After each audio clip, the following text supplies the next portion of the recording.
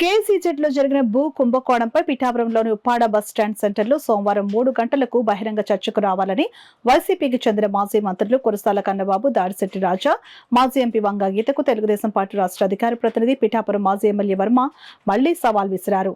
పిఠాపురం మహారాజా కోట ఆవరణలో గల తెలుగుదేశం పార్టీ కార్యాలయంలో మాజీ ఎమ్మెల్యే వర్మ మీడియా సమావేశం ఏర్పాటు చేశారు. ఈ సందర్భంగా మాజీ ఎమ్మెల్యే వర్మ మీడియాతో మాట్లాడుతూ బహిరంగ చర్చకు వచ్చి కేసీజెడ్ లో ఎవరి ప్రభుత్వ హయాంలో ఏం జరిగిందో ప్రజలకు నిజాలు తెలియచేయాలని కురసాల కన్నబాబుకు, దాడిశెట్టి రాజాకు, వంగ గీతకు ఆయన హితవు పలికారు. కాబట్టి 3:30 కల్లా మేము అక్కడ సిద్ధంగా ఉంటాం. అందరూ స్నేహితుల్లా మాట్లాడదాం, నిజాలు ప్రజలకు చెబుదాం. రాజశేఖర రెడ్డి ఏం చేశాడో నిజాలు ప్రజలకు చెప్దాం. చంద్రబాబు నాయుడు గారు ఏ విధంగా సహాయ సహకారాలు అందించారో ప్రజలకు చెప్తాం.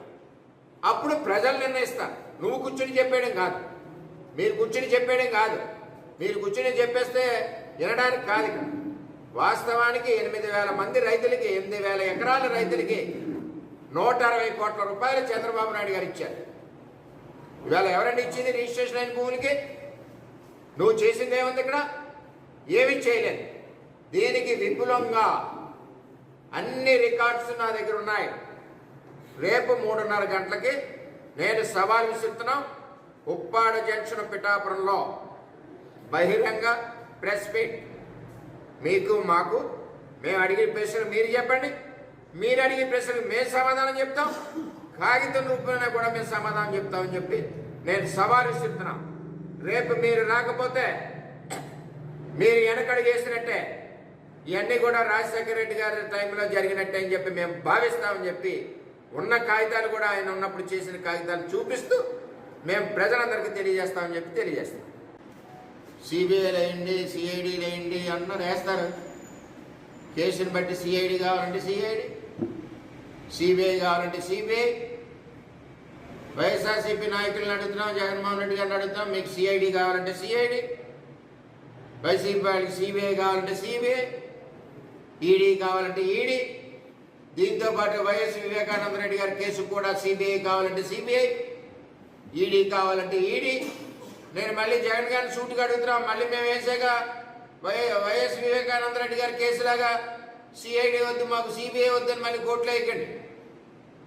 నిజాయితీగా దర్యాప్తు జరుగుద్ది. అదే చంద్రబాబు నాయుడు. చంద్రబాబు నాయుడు యొక్క క్యారెక్టర్ అదే. నీతి నిజాయితీతో ఉంటుంది ఎంక్వైరీ, అందులో తేడా లేదు. రేపు అన్ని రకాల కాగితాలు మీకు చూపిస్తాం. ఎస్సీజెడ్ ఎలా పుట్టింది, రైతులకు ఓఎన్జీసీ బూచి ఎలా చూపించారు, మళ్ళీ వెంటనే ఓఎన్జీసీ ఎందుకు వద్దంది, కారణం ఏమిటి? కారణం ఏంటి చెప్పండి జగన్మోహన్ రెడ్డి గారు.